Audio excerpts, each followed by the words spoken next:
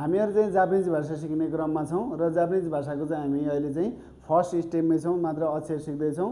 र अक्षर सिक्ने क्रममा कुनै विद्यार्थीलाई 1 हप्ता लाग्ने हुन्छ, कुनैलाई 2 हप्ता पनि लाग्ने हुन्छ र कसैलाई 5 दिन 4 दिन चाहिँ विद्यार्थीको ट्यालेन्ट हेरेर अथवा विद्यार्थीले चाहिँ कति धेरै प्र्याक्टिस गर्छ अथवा उसले चाहिँ कसरी अभ्यास गर्छ भन्ने कुरामा चाहिँ भर पर्दछ र कमसेकम पनि विद्यार्थीलाई 1 हप्ता चाहिँ लाग्ने नै हुन्छ। र अहिले चाहिँ हामी सुरुको स्टेजमा छौँ, हामीहरूले चाहिँ हिरागाना सिकिसकेका छौँ। अब त्यो हिरागानामा नै थप कुराहरू चाहिँ अध्ययन गर्नुपर्ने छ र त्यो कुराहरूमा जाउँ है त।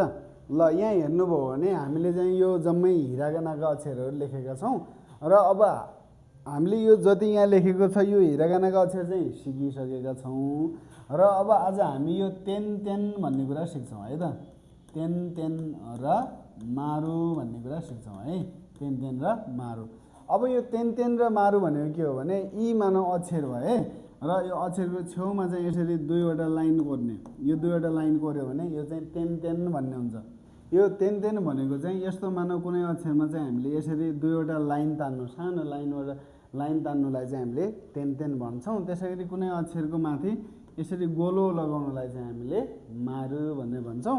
अनि कस्तो हुन्छ भने यो तेन तेन र मारु चाहिँ सबै अक्षरमा चाहिँ लाग्दैन है। फेरि जस्तो तेन तेन लाग्ने भनेको यसमा तेन तेन लाग्छ, यसमा तेन तेन लाग्छ, यसै गरी यसमा तेन तेन लाग्छ, अनि यसमा आएर तेन तेन लाग्छ है। यो हामा चाहिँ तेन तेन पनि लाग्छ र मारु पनि लाग्छ।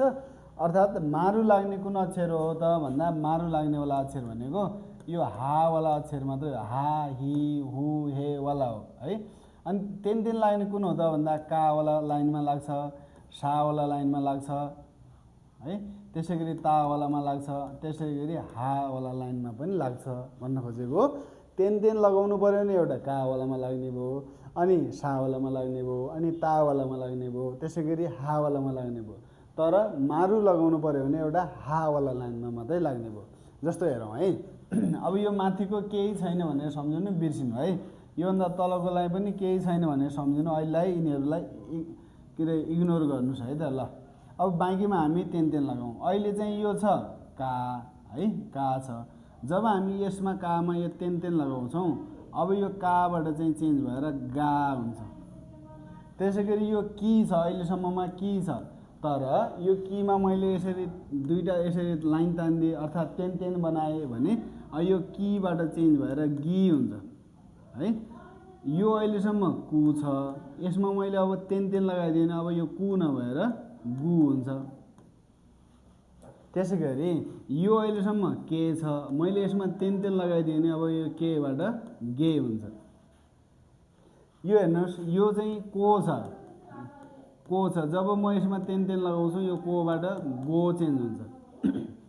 हेर्नुहोस् त, काबाट गा, किबाट गि, कुबाट गु, केबाट गे र कोबाट गो यसरी चेन्ज भयो। त्यसै गरी यो सा छ, यो सामा चाहिँ हामीले तेन तेन लगायो भने साबाट जा हुन्छ।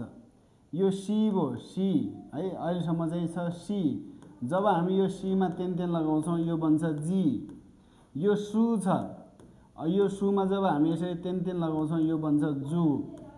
यो जुन से छ, यो सेमा तेन तेन लगायो भने बन्छ जे। हेर्नुहोस् त तेन तेन कसरी लाग्छ भन्ने कुरा बुझ्दै हुनुहुन्छ नि। यो सो छ, यो सोमा तेन तेन लगाइदियो भने हुन्छ जो। हेर्नुहोस् त के हुँदो रहेछ, जो। त्यसै गरी ता छ, यो तामा पनि तेन तेन लगाउँ, तामा तेन तेन लगाउँदा बन्छ दा। यो छ ची, चीमा तेन तेन लगाउँदा बन्छ जी है। अनि यो छ चु, चु, यो चुमा तेन तेन लगाउँदा बन्छ यो जु। त्यसै गरी यो छ ते, यो ते छ, यो तेमा पनि तेन तेन लगायो भने हामीले बन्छ दे। त्यसै गरी यो तो छ, यो छ तो, यो तोमा पनि हामीले तेन तेन लगायो भने बन्छ दो। तोमा तेन तेन लगायो भने के बन्दो रहेछ, दो। त्यसै गरी अर्को छ हामीसँग। अब हेर्नुहोस् है, यो काको आको लाइनमा लागेन, आको लाइनमा लागेन, नाको लाइनमा पनि लागेन, अनि हाको लाइनमा चाहिँ लाग्यो। त्योभन्दा तल फेरि कुनैमा पनि तेन तेन लागेन भनेर बुझ्नुहोस् है। अनि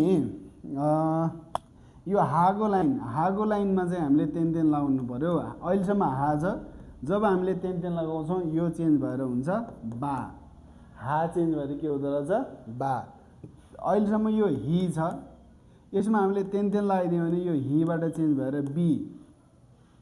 अहिलेसम्म यो फु छ यो फु चेन्ज यसमा तेन लगाइदियो भने यो हुन्छ बु। यो हे छ यसमा तेन लगाइदियो भने बन्छ बे। यो हो छ यसमा मैले तेन लगाइदियो भने बन्छ यो होबाट चेन्ज भएर बन्छ यो बो। बुझ्नुभयो त? यसरी चाहिँ तपाईँको चेन्ज हुन्छ। काबाट कि, कबाट गु, केबाट गे, कोबाट गो, साबाट जा, सीबाट जी, सुबाट जु, सेबाट जे, सोबाट जो। त्यसै गरी ताबाट दा, चीबाट जी, अनि चुबाट जु, तेबाट दे, तोबाट दो। अनि हाबाट बा, हीबाट बी, फुबाट बु, हेबाट बे, अनि होबाट बो भन्यो तेन लगाउँदा। मैले यहाँ भनेको थिएँ नि तेन भनेको एउटा काको लाइनमा लाग्यो, अर्को साको लाइनमा लाग्यो, अर्को ताको लाइनमा र अर्को हाको लाइनमा लाग्यो। अब हाम्रो मारु लगाउने बारो। मैले मारु केमा लाग्छ भनेको छु? हाको लाइनमा मात्र। यसरी हा, हि, त्यसै गरी यसरी भयो यो फु, यो हे, अनि त्यसपछि हो, यिनीहरू भयो है त। अब यिनीहरूमा मैले मारु लगाउनु भनेको यसरी सबैमा गोलो लगाएँ है। गोलो लगाउनु भन्दा अगाडि यो हा हुन्थ्यो, गोलो लगाइसकेपछि यो बन्छ पा। यो गोलो लगाउनु भन्दा अगाडि हुन्थ्यो हि। अब गोलो अर्थात् मारु के भन्छ यो, अनि यो भयो पी। अनि त्यसै गरी पी। त्यसरी यो छ फु। फुमा मैले गोलो लगाइदिएँ, यो फुबाट बन्यो पु है, ठाउँ नभएर तल लेखेँ। अनि यो हो हे, हेमा मैले मारु लगाइदिएँ भने यो बन्यो पे। त्यसै गरी यो होमा मैले मारु लगाइदिएँ भने यो होबाट बन्छ पो।